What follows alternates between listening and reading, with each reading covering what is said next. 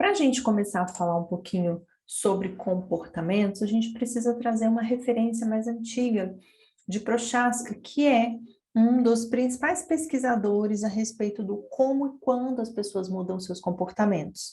Prochaska e de Clemente são autores que eu vou apresentar mais adiante, que compilaram uma série de teorias da terapia cognitivo-comportamental e reuniram num modelo, num construto que se chama modelo transteórico para mudança de comportamento. Então, eles reorganizaram e sistematizaram essas várias teorias e eu vou apresentar para vocês, basicamente hoje, o que é o modelo transteórico e o que esses autores postulam a respeito dessa ideia do porquê e quando e como as pessoas mudam seus comportamentos. Então, gente, o que eles trazem, né, da literatura a partir da década de 90, principalmente que esse modelo foi construído e estudado, é que não há mecanismos claros que estabeleçam por que algumas pessoas mudam mais rapidamente do que outras, mais facilmente do que outros. E isso pode ser com ou sem acompanhamento psicoterápico, e principalmente na dimensão da alimentação, por que algumas pessoas mudam facilmente os seus comportamentos alimentares, outras têm mais dificuldade e levam anos, muitas vezes, tentando essas modificações de comportamentos sem sucesso, com ou sem a ajuda de um nutricionista.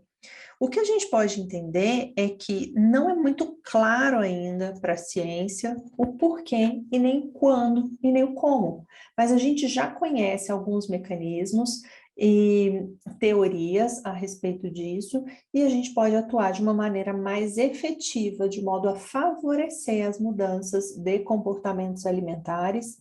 E é isso que eu preciso reforçar, que essa teoria é uma teoria da psicologia, mas ela vem sendo empregada para mudanças de hábitos alimentares.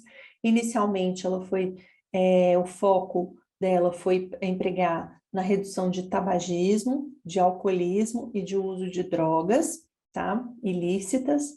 Então, esse modelo, a partir dos anos 2000, passou a ser também aplicado para a prática de atividade física e alimentação, tá bom? O que a gente consegue entender é que a mudança de comportamento vicioso sem suporte psicológico é chamada de remissão instantânea. Então, eu tinha um comportamento problemático, depois eu passei a não ter mais esse comportamento, então a gente usa o nome técnico para isso de remissão espontânea. Mas o que a gente consegue perceber é, ainda que a gente não consiga graduar, identificar exatamente quando alguém muda de comportamento, é que há uma influência muito importante do ambiente e do grau de comprometimento do próprio indivíduo para que essa mudança seja bem sucedida. Então, o ambiente que ele está inserido que favorece essa mudança, ele consegue ter apoio e suporte das pessoas do seu convívio mais próximo para essa mudança, ele está de verdade, verdadeiramente comprometido com o seu grau de mudança, então as chances de sucesso são consideravelmente maiores do que aquela pessoa que tem o ambiente e o seu grau de comprometimento como efeitos adversos a essa modificação. Então, o modelo transteórico ela é uma ferramenta utilizada em estudos de tratamento relacionados a condutas que representam riscos para a saúde. Então, como eu já adiantei para vocês, essas teorias elas foram postuladas, né? A teoria do modelo transteórico, esse compilado de teorias, foi postulada principalmente com o objetivo de reduzir comportamentos deletérios, como o tabagismo, como o alcoolismo, e depois para a alimentação. Qual é a questão principal, a principal crítica dessa teoria em relação à alimentação? Porque quando a gente está falando de um comportamento que é ruim para a saúde, por exemplo, o uso de tabaco, o uso de cigarro, a gente está falando de um único comportamento que vai afetar a saúde desses indivíduos. Então, eu consigo mensurar e manejar esse único comportamento de uma forma muito mais efetiva quando eu tenho um único elemento, o uso de tabaco, ou o uso de álcool, ou o uso de drogas. Agora, quando eu estou falando de alimento, gente, a gente está falando de algo essencial à vida. Eu não vou falar, né, e o que que a gente considera como uma mudança de comportamento, retomando um pouquinho a minha ideia, desse único comportamento relacionado ao tabaco e ao álcool, o uso de drogas. O que a gente está falando que a melhora do comportamento é a abstenção, né, desse elemento que prejudica a saúde, desse componente que ele prejudica a saúde dos indivíduos.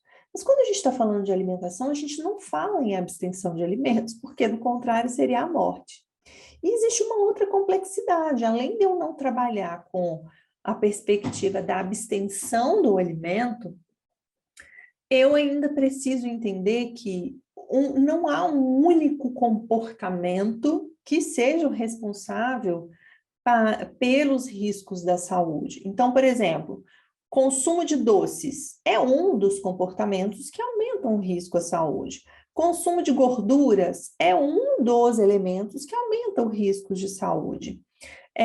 Controle da quantidade das porções, do tamanho das porções, é um outro comportamento que afeta, aumenta os riscos da saúde relacionados à alimentação. Prática de exercício físico, né? O movimento do corpo é um outro elemento.